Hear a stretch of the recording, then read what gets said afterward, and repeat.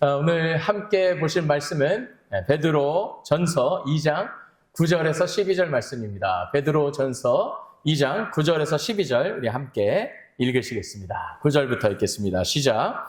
오직 너희는 택하신 족속이요 왕같은 제사장들이요 거룩한 나라요 그의 소유된 백성이니 이는 너희를 어두운 데서 불러내어 그의 기이한 빛에 들어가게 하신 자의 아름다운 덕을 선전하게 하려 하심이라.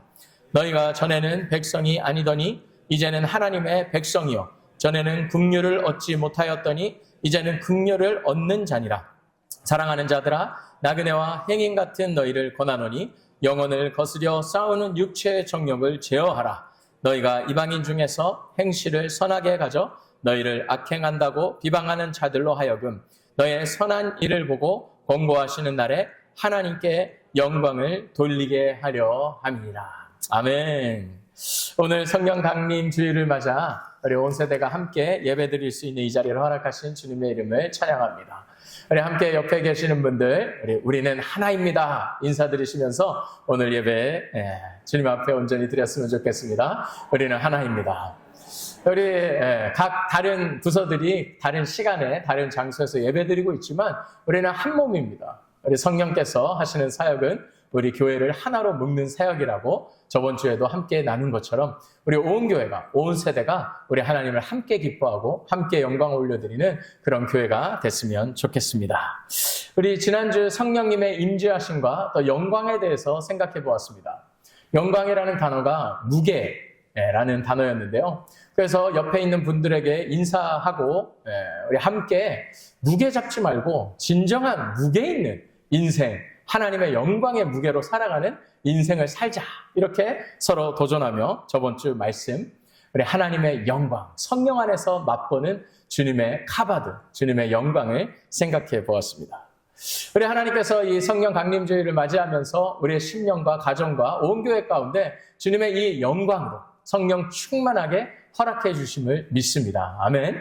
자, 그러면 우리에게 이 영광을 보여주시고 우리에게 이런 성령 충만함을 허락해 주시는 목적, 목표, 그 하나님의 뜻은 무엇일까요? 그것이 오늘 두 번째 주일 성령 강림주일의 본문이 됩니다. 나 안에 그냥 꽁꽁 싸매고 있다면 이 영광은 영광이 아닌 거죠. 주님의 은혜도 아무리 좋은 것이라도 그냥 담아두고 있으면 그것으로 끝입니다.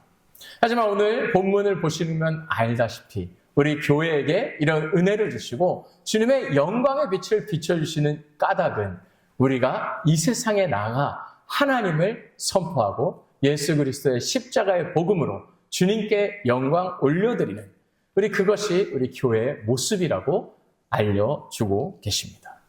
우리 사회학자가 쓴 책 중에 나 홀로 볼링이라는 책이 있습니다. 여러분들 볼링을 혼자 치시나요? 아니면은 다 같이 치시나요? 요즘에는 볼링 안 치시는 분들이 대부분일 수도 있는데요.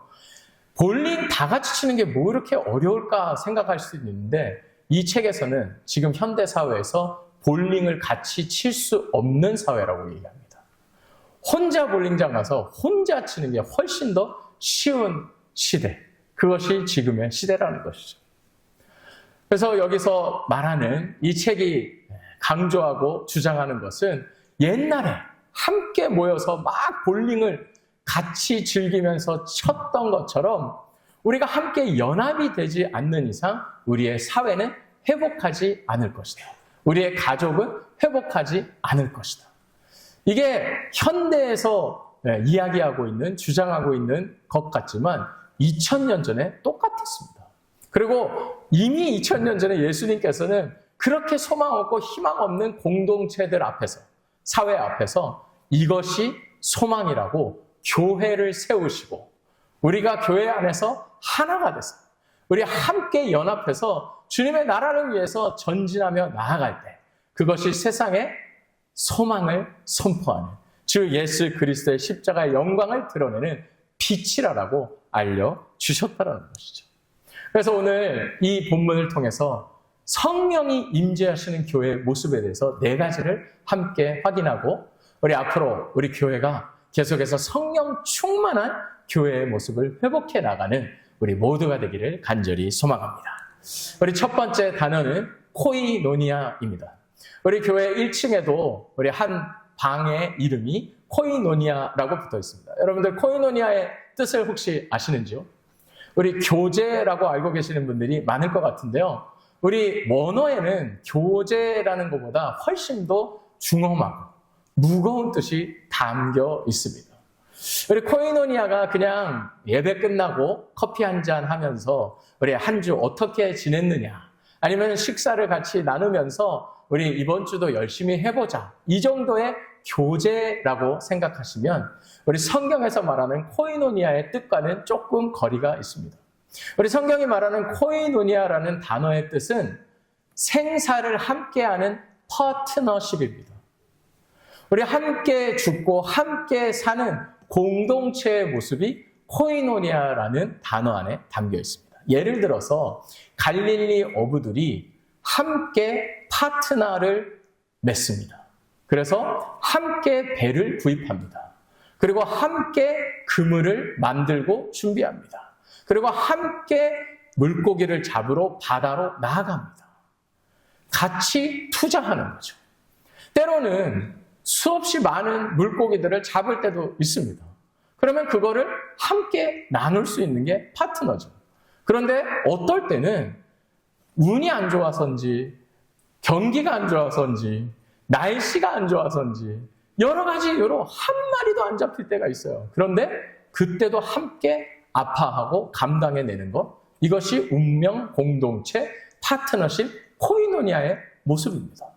그래서 누가복음 5장 10절에 가시면 베드로와 그 옆에 있는 친구처럼 표현되어 있는데 이렇게 써 있습니다. 세베대의 아들로서 시몬의 동업자인, 이게 코이노니아입니다. 이게 야고보와 요한도 놀랐습니다. 예수께서 시몬에게 일러 가라사대 무서워 말라, 이제 후로는 내가 사람을 취하리라. 그러니까 이 사람들은 자기의 삶을 함께 투자를 했죠. 물고기를 잡기 위해서. 그래서 친구 맞습니다. 왜? 그렇게 같이 일하다 보면 친해지니까요. 그런데 여기서 동업자라는 이 단어를 쓴 이유가 있습니다. 교회가 그렇다라는 것이죠. 우리의 삶이 함께 나누어지는, 하나님의 나라를 함께 꿈꾸며 우리가 이 인생을 함께 주님을 위해서 투자하는 사람들이 바로 지금 옆에 앉아 계시는 교회의 형제 자매들이라는 것입니다. 그래서 코이노니아라는 단어로 알다시피 우리 교회가 일주일에 한 번 얼굴 보고 잘 지냈어요? 정도의 관계가 아닌 우리의 인생을, 우리의 미래를, 우리의 전부를 함께 투자한 겁니다. 하나님의 나라를 위해서, 주님의 영광을 위해서, 주 예수 그리스도의 십자가의 복음의 사역을 위해서 우리가 함께 나누는 거죠.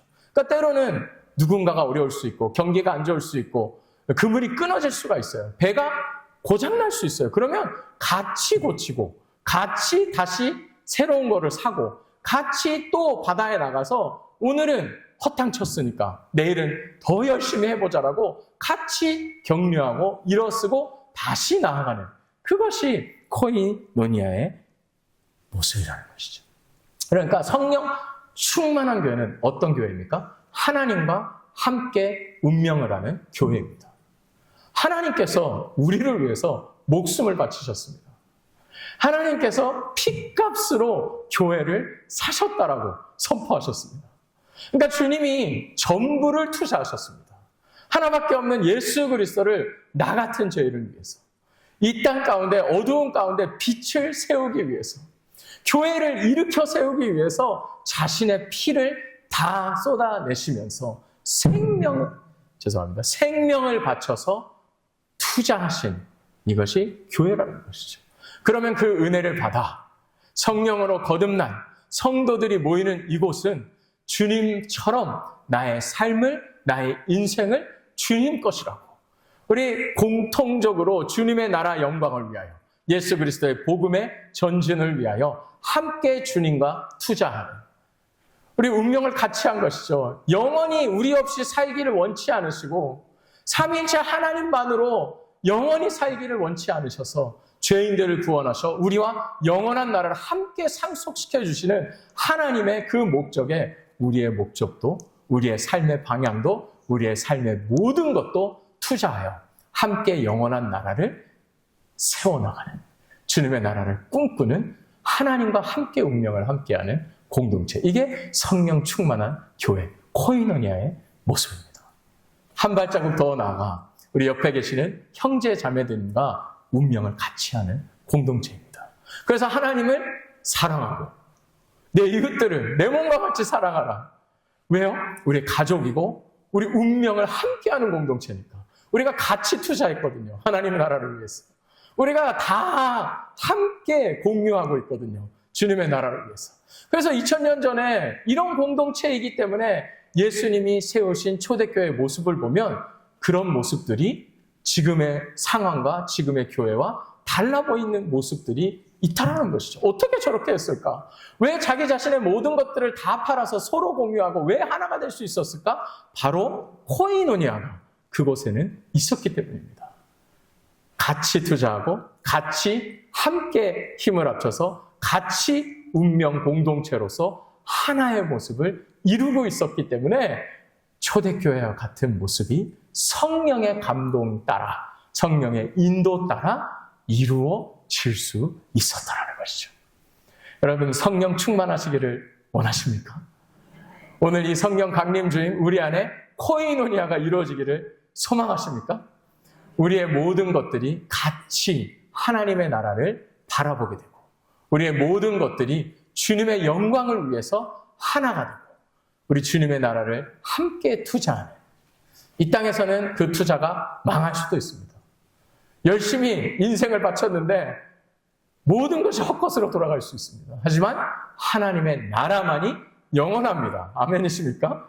우리가 믿고 있는 예수 그리스도의 복음으로 우리가 앞으로 장차 상속받을 주님의 나라는 절대로 망하지 않는 영원히 빛나는 하나님의 나라인 줄 믿습니다. 그렇기 때문에 우리가 그 나라를 위해서 함께 투자한다는 거, 우리가 함께 전진한다는 거, 이것이 코이노니아, 성령이 임하시는 교회의 모습이라는 것이죠. 두 번째 함께 보고 싶은 단어는 에클레시아입니다. 우리 예전에 우리 교회 찬양팀 이름도 에클레시아였는데요. 그런데 에클레시아는 어느 곳에서 끄집어내다, 그래서 한 곳에 모이게 하다, 이런 뜻이 있습니다. 우리 교회를 에클레시아라고 부릅니다. 왜일까요? 이 땅 가운데서 우리 만몬이, 그리고 이 세상 기준이 전부이라고 하는 세상 가운데서, 그래서 우리를 죄로 묶어놓고 못 나가게 하는 성벽을 쌓아놓고 우리를 억누르고 우리의 죄책감을, 죄의 무게로, 그 가운데 저번 주 말씀처럼 주님의 십자가의 영광이 드러났습니다. 그래서 우리의 모든 짐을 풀어주시고 자유를 선포하시고 우리 하나님의 나라의 멍에를 매게 하셨습니다. 그렇기 때문에 거룩한 부담감이고 거룩한 무게, 주님의 영광으로 살아가는 백성, 이 세상과는 구별된 백성, 이 세상에서 죄 가운데서 끄집어내어 주셔서 이제는 하나님의 영광을 위해서 살아갈 수 있도록 구별된 백성, 이것이 에클레시아입니다.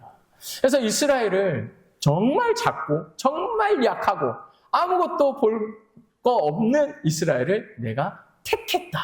이 땅 가운데서 끄집어내셔서 나의 백성으로 삼아주시고 내가 함께하고 동행하고 지켜주고 책임져주고, 이것이 이 신약시대 교회의 모형 아닙니까? 그러니까 이 시대에 우리가 살고 있는데요. 이 시대 교회가 이 땅 가운데서 구별돼서 성별돼서 나온 공동체, 이게 에클레시아입니다. 그렇기 때문에 우리의 삶이 오늘 본문에 읽으신 것처럼 이 땅 가운데서 보여질 때 다른 것이죠. 와, 어떻게 저렇게 구별되면서 살 수 있을까? 어떻게 저렇게 행동하고 어떻게 저렇게 말할 수 있을까? 우리는 교회이기 때문입니다. 주의 성령이 우리 안에 끊임없이 도전하시고 말씀하십니다. 하나님의 나라의 가치관, 예수님의 말씀을, 하나님의 뜻을, 마음을 우리에게 계속 얘기하시는 거죠. 거기에는 소망이 없어. 거기에는 생명이 없어. 거기에는 진리가 없어. 이곳에 진리가 있고 생명이 있고 영원한 가치가 있다고 성령께서 계속 도전하십니다. 그러면 그 가운데 갈등이 있고 영적 전쟁이 일어나는 것이죠. 그러면서 성령이 충만해지면 충만해질수록 교회의 모습, 에클레시아로 돌아오게 됩니다. 세상과 구별되고 나는 이곳에 살고 있지만 세상에 속한 자들이 아니라 하나님의 나라에 속한 사람이다. 그렇기 때문에 나는 주님과 닮아가는 사명으로 살아간다. 주님의 말씀을 지키며 행하는 그런 욕심으로 살아간다. 이 땅에서 뭔가를 쟁취하는 인생으로부터 하나님의 나라를 쟁취하는 인생으로 변화받고 변해가는 성령의 사람이 된다는 것. 이것이 에클레시아입니다. 그렇기 때문에 우리 에클레시아, 이 세상과 구별되는 삶을 오늘 본문에서도 강렬하게 호소하고 있는 것이죠. 자, 그러면 이 세상도 벽을 쌓고 우리를 못 나가게, 이 유혹 가운데 또 공격 가운데 하나님의 나라를 꿈꾸지 못하게 우리를 억누르던 이런 벽들처럼 교회가 이제 구별돼서 나왔습니다. 그래서 우리끼리 성별돼서 모여 있습니다. 예배가 너무 좋고요. 교회 생활이 좋고요. 우리 교제가 좋고요. 이 한 몸이 되어서 하나님을 찬양하고 경배드리는 이 삶이 너무 좋은데 우리 또한 교회가 거룩이라는 벽을 쌓고 이 세상과 단절되어 그냥 우리끼리 좋고 우리끼리 하나님을 누리고 우리 안에서만 행복하다면 세상과 다를 게 없다는 것이죠. 그것이 이 세 번째 단어 미시오라는 단어에 나와 있습니다. 오늘 보면 이렇게 이야기합니다. 너희가 이방 중에서 행실을 성하게 가져 너희를 악행하다고 비방하는 자들로 하여금 너의 선한 일을 보고 오시는 날에 하나님께 영광을 돌리게 하려 함이라. 이는 너희를 어두운 데서 불러내어 그의 기이한 빛에 들어가게 하신 이의 아름다운 덕을 선포하게 하려 하십니다. 그러니까 우리도 교회 안에 성벽을 똑같이 쌓고 세상처럼 안 나가고 그냥 모이고만 있으면 우리의 미션이라는 단어의 원어인 미시오를 잊어버리게 됩니다. 미시오는 우리의 사명이고 삶의 방향입니다. 우리 하나님의 나라를 향해서 나아가는 교회의 움직이는 모습입니다. 금요 예배 때도 잠시 나눴지만 우리 세상에 가장 비싼 물병이 얼마라고 생각하십니까? 우리 금이 막 이렇게 쓰여지고 이런 것들은 몇억 막 이런 것도 있다고 합니다. 그런데 그냥 보토르 와타, 그죠? 바로 와터 이거를 750ml를 5만 행에 파는 물이 있습니다. 보신 적 있으십니까? 마셔본 적 있으십니까? 5만 행 내고 그 말 얼마나 몸에 좋길래. 그런데 아무리 좋은 물도 고이면 썩습니다. 아무리 깨끗한 물도 고이면 썩습니다. 우리 지금까지 이 교회에 하나님께서 부어주신 어마어마한 기적과 같은 은혜들과 축복들이 많았습니다. 하지만 그것을 우리가 우리 안에만 간직한 것이 아니라 흘려보냈기 때문에 지금의 이런 모습, 주님의 영광을 담을 모습, 주님께 쓰임받는 교회가 되었던 것처럼 앞으로도 마찬가지라 확신합니다. 우리 주님의 은혜가 좋지요. 주님의 치유가 좋고 주님의 영광이 좋습니다. 하지만 그것을 그냥 우리 안에서만 담고 끝난다면 미시오를 잊어버립니다.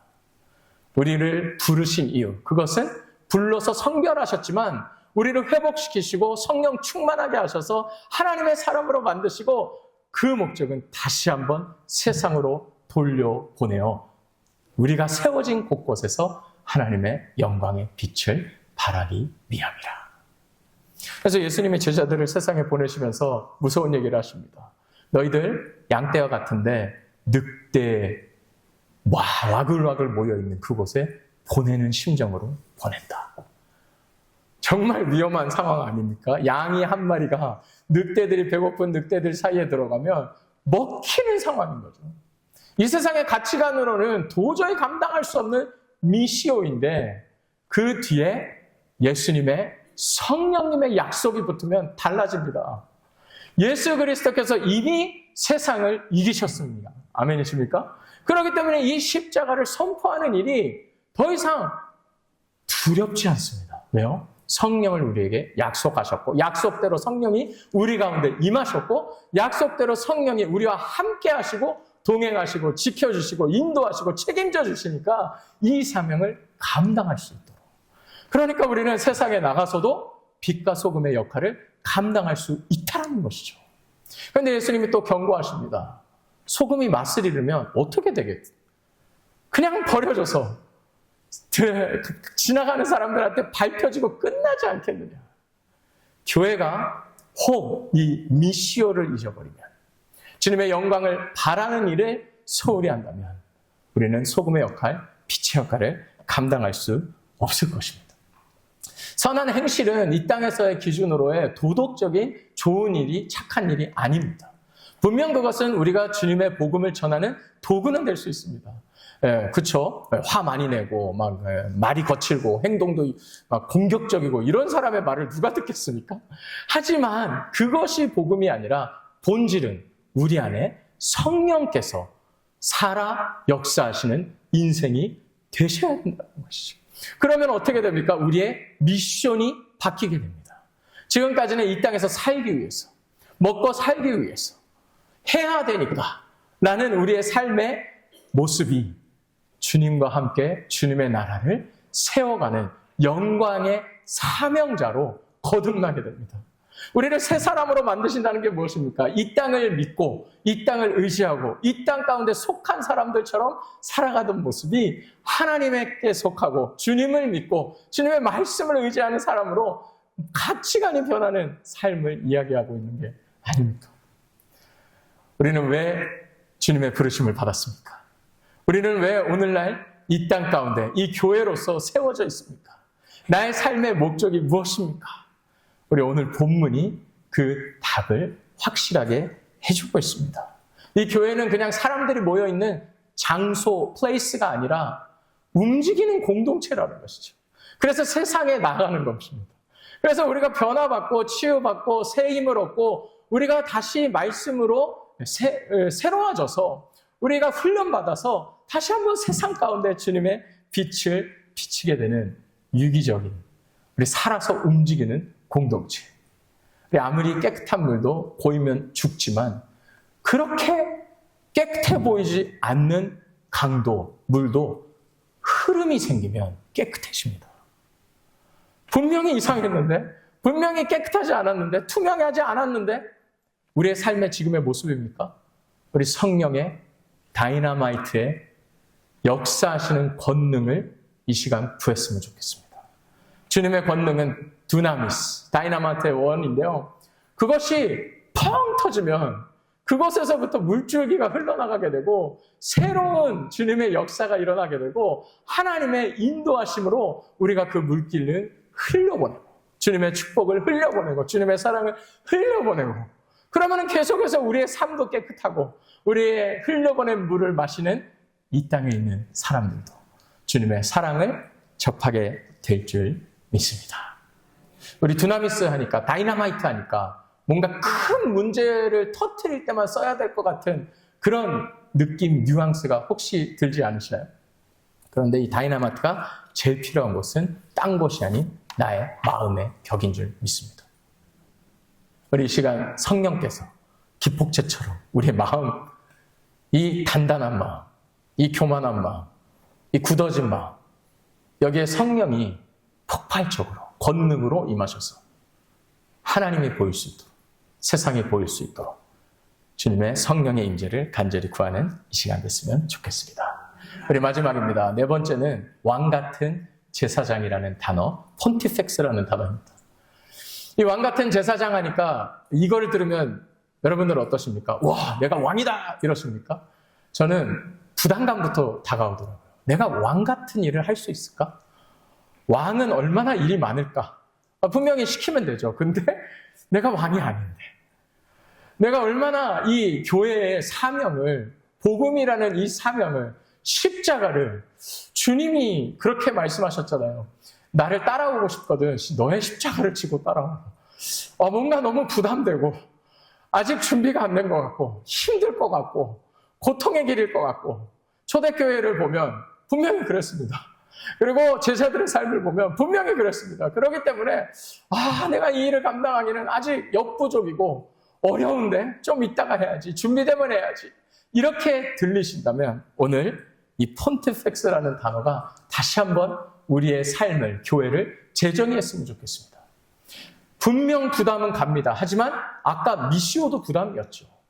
그렇지만 성령께서 우리와 함께 하시면 가능케 하시는 것처럼 우리가 감당해야 될 이 왕같은 제사장직은 누군가와 누군가 사이에 다리를 놓다라는 원어의 단어의 뜻처럼 예수님께서 이 땅에 오셔서 하나님과 죄인들 사이에 들어가셔서 십자가라는 다리를 놓아주셨습니다. 우리는 그 사역을 감당할 수 없습니다. 우리가 십자가를 질 수가 없고요. 우리가 져도 아무 의미가 없습니다. 죄인이 어떻게 죽어봤자죠. 하지만 거룩하신 예수 그리스도께서 우리를 위하여 완성하신 십자가를 이미 교회의 중심에 세워주셨습니다. 그래서 우리에게 선물로 주셨습니다. 그러면 우리가 감당해야 될 일들은 우리가 십자가를 만들어내서 세우는 일이 아니라 이미 완성된 주님의 십자가를 하나님과 사람들 사이에 놓기만 하면 됩니다. 이게 구약시대 제사장들이 했던 일이죠. 백성과 하나님 사이에서 길을 만드는 일.